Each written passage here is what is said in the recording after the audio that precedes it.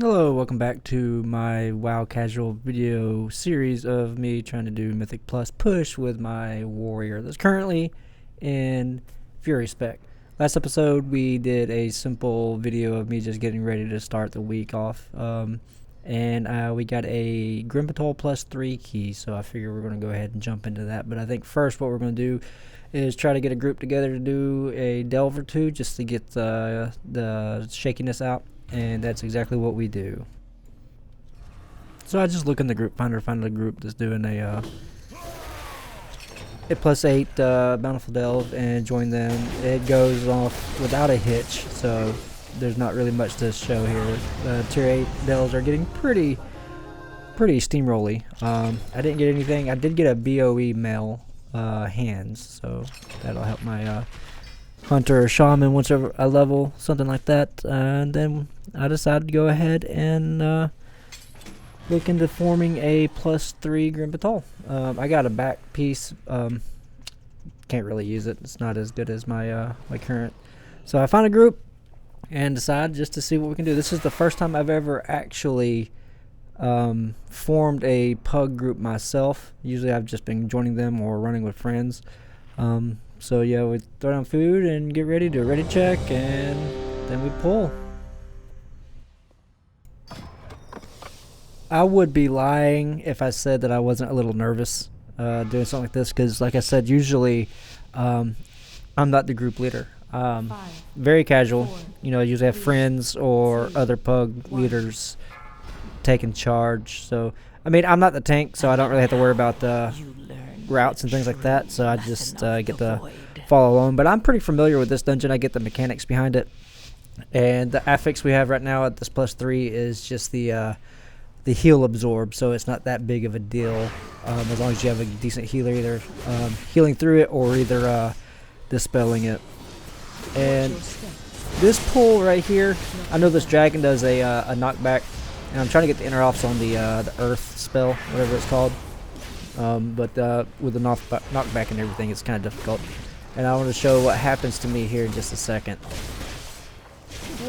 So I'm trying to avoid all these swirlies and everything on the ground, and I go up the steps a little bit, and then I get the Twilight Flame on me, and I thought it was going to eventually detonate. I forgot the mechanic on that, and I was just sitting in it. I forgot that you're supposed to kite it around, and then I run away, and I get knocked back by the, I think it's what, the Umbral Winds or whatever that you get from the dragon, and I almost died. So that's just my inexperience with the different mechanics. I know I said that I knew it fairly well, but this is, you know, still my inexperience at the game specifically, at higher level content. I've done stuff like this before. It's just been years, and I'm just trying to get familiar with it, while at the same time I'm trying to learn a new spec. So we deal with those trash packs pretty easily, get to the dragons, and try to clear our way a little bit. And I'm trying to focus as much as I can on the dragons over there, and then obviously clearing what we can, make it a little bit easier. But focus is on the dragon on the side, and then the trash pack in front of the boss, I believe, is the plan, what people typically do on that. So I think we do a fairly good job of clearing this, trying to get the trash out.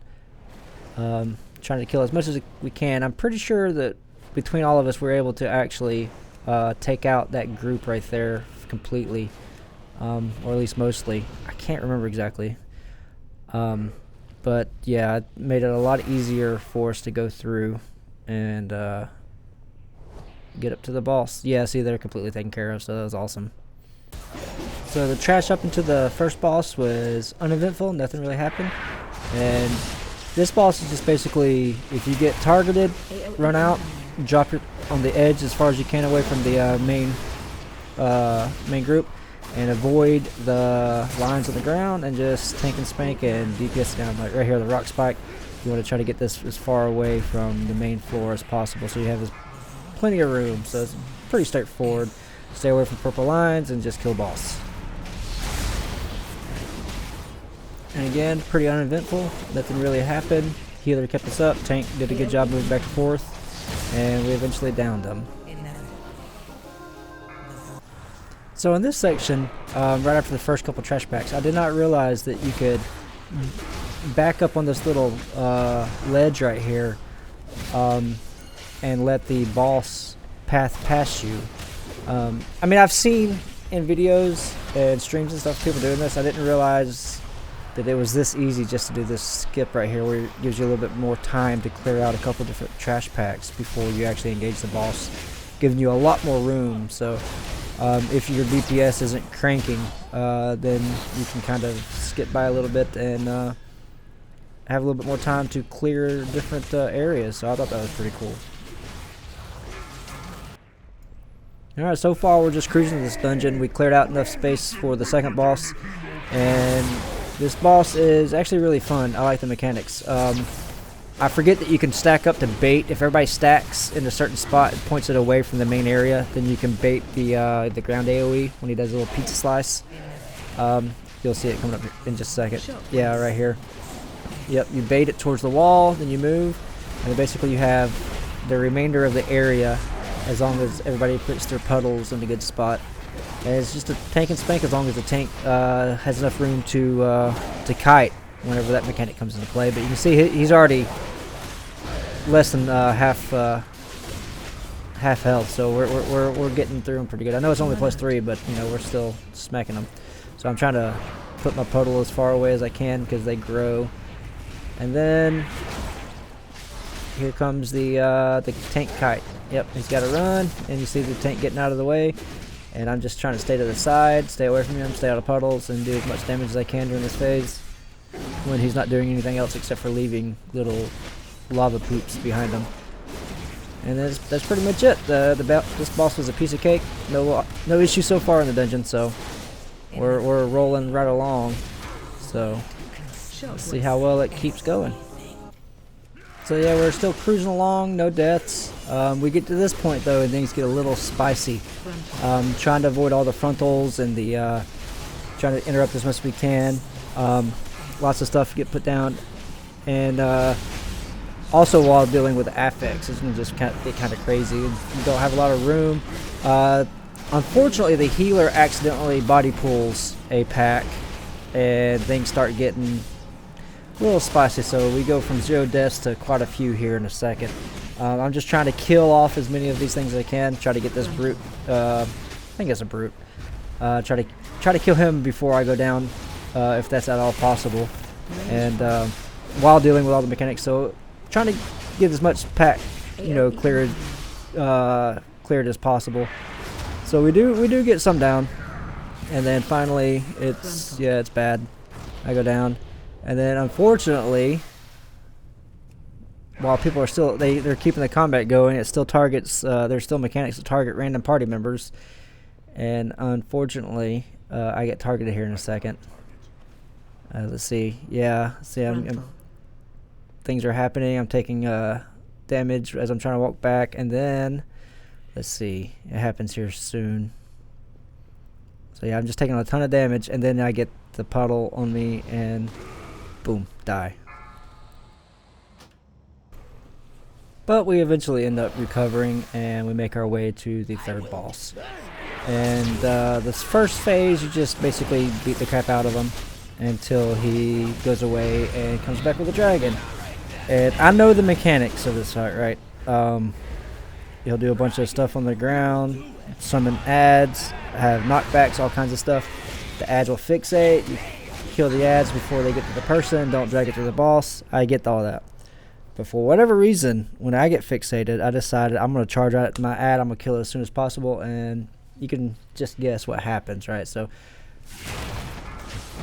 it starts off like normal. Pop some cooldowns. Don't pop everything, but I pop pretty good bit. Start pumping the damage as much as I can. And then I'm waiting, and then I see the puddles. There's a couple. So let's see. Yep, I get fixated, so we're taking this one out first, and then I get excited, run right to my guy, I get knocked back, and then boom, die. But it's not that big of a deal. I think I can't remember how many deaths we have, and my preview screen while I'm doing the voiceover is pretty small. We have 3 or 4, maybe 5. Just not a ton, but way too much for a +3, honestly, and they were avoidable 100%. If the shaman didn't body pull, and if I didn't run into the fixate, we would still probably have 0 deaths. Because our tank and healer, they're rocking it as far as tanking healing, obviously. So fortunately, my stupid death didn't really hold us back any. We were able to clear the boss and move on. We have one boss left. And we realize we're going to be short on trash. So we come back to this way, the pack that we avoided, and we take these guys out real quick. Alright, so we're just finishing up the trash here in front of the boss. We have all of our percent, and we just need to kill him within 12 minutes to be able to time it. And we should be able to do that fairly easily. Overall, Grim Batol, I do enjoy this dungeon. I don't know what the current opinion is overall with the community of the dungeon. I kind of, you know, I don't really pay attention to meta or anything like that, or try to get too deep into that, because like I said, I'm a pretty casual gamer. That's hence the name of the channel. But yeah, so but I like Grim Batol. It's a fun dungeon. But yeah, this dungeon pretty straightforward, or this boss I should say, is pretty straightforward. Don't stand on tentacles like I do here in a, yep, there it is. They stun you. And then he'll eventually make the room go all dark. He'll spawn ads, and it said defensive, and I didn't get defensive. I died. But yeah, he'll eventually make the room go dark, and you got to find the safe spot. It's pretty obvious. It's a big circle that becomes a very small circle, so just try to find the center of that while avoiding the swirlies and killing the ads. Find shelter. And yeah, find shelter. So I come back, and you can see the boss is melting. We had good DPS, good tank, good healer. Wasn't a bad group at all. So this is basically the end of the dungeon. We just have to finish off the remaining HP of the boss. And also, whenever he does the find shelter part goes on, he'll target some people you'll see with the AoE. So you just kind of spread that, and then while you're staying in that, so you just got to make sure you find a safe spot on the floor if you don't have it. If you do, you just spread. And that's the boss dead. So I get only get 12 scores, since it wasn't that.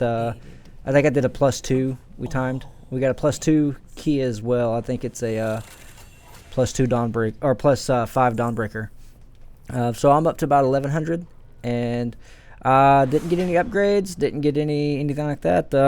I wasn't able to get enough currency to actually upgrade any of my gear. So we're finishing off this video at 609, a little bit above. But yeah, that's it. If you like what you see, make sure you subscribe, make sure you leave a comment, let me know what you're thinking, give me a thumbs up, and I appreciate you guys watching, and stay tuned for more.